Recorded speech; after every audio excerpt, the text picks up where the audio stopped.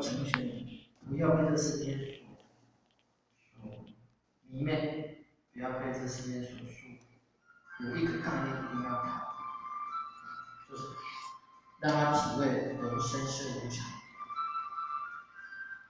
对不对？就是因为知道人生是无常，一切都是假，他才不会这么的执着他所追求的这些假象，对不对？但如果告诉他们人生的无常，这是第一个要思考。我就举个例子啊，哈佛大学的教授，他研究，他也是读哈佛，而且呢，哈佛的教授，他自己思考，我今天成为哈佛的教授，我的成就应该不差了吧？人家都问哦，你不干那你进哈佛教授，你还要教授？那个教授是显示，如果我的人是成功了，那我其他的同学都毕业了，大学毕业那么多年，他们是不是也一样走向成功的人生？于是他就很好奇的去问他的同学，所以透过同学的节目，把他们的一生能够记录下来，记录下来。他发现，他很多同学毕业5年之后，都是人生胜利组的人，收入很高，地位很好，娶到漂亮的老婆或嫁给条件很好的老婆，对不对？这些人间认为很好的条件，他们是都有。但时间再拉长一点，到了10年、20年不一样，有人失去美满的家庭，有人为了追求财富入狱，有人资产不在负债。所以哈佛不代表一定是成功的人生。他在想，我的同学们为什么刚毕业5年之后算是人生胜利组，时间越久，就来了越来越多的人生失败组。他是在思考真正的原因何在。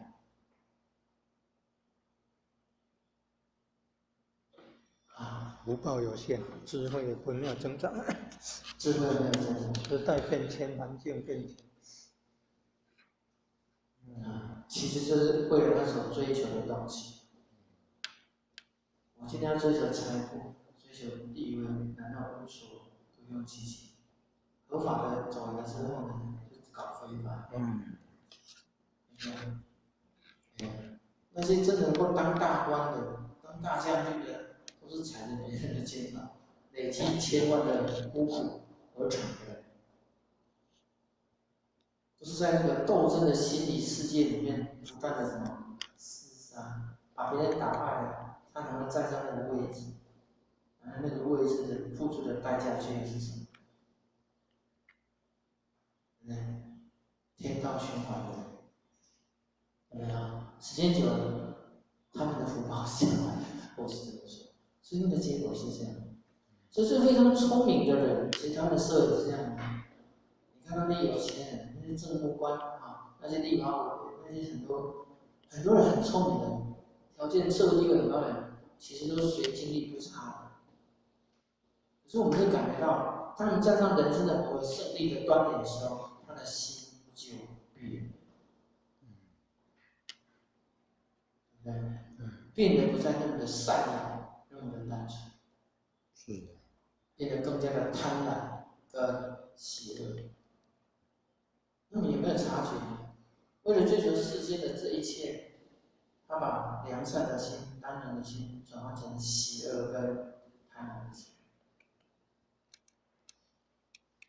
这才是关键点。那为什么这么贪婪？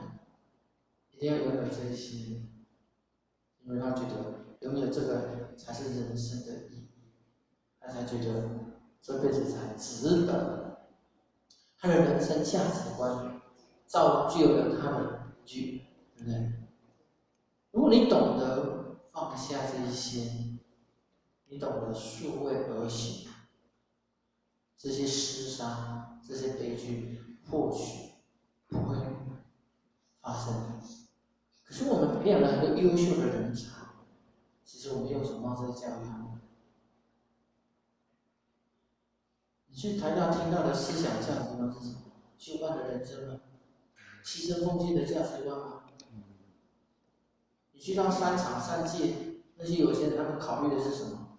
我要创立一个慈善机构，牺牲奉献为人群，改变这个社会吗？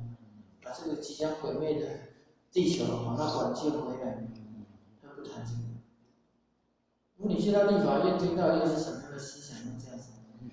自然律的对决斗争，是两岸的分分马马。他会谈人性善良那个区块，赤子之心的那一片美好，对不对？所以当他所追求的东西是什么？就把它带到那种世界，是一个染缸的世界，它是一个进化的世界，值得思考。如果你告诉他这些都是无常，100年前不要说100年，50年前的行政院长、交通部长、财政部长那些壁花委员，你记得吗？你还认识几年？灰烟灭。不要以为你那么伟大，人家都会记得历史的洪流，怎么样？淘尽英雄。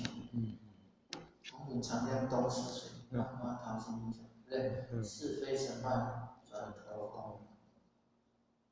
青山依旧在，几度夕阳红。古业依然照着前程好，多做分享。先点出这一点，不要以为你真的弄得好，人世事无常。一般的人，他这边点出舍本逐末。你很聪明，你是哈佛的高材生，但是如果你是舍本逐末，就注定你处理不了这个苦海人生，有可能注定你的人生是悲剧。那我们在追求什么？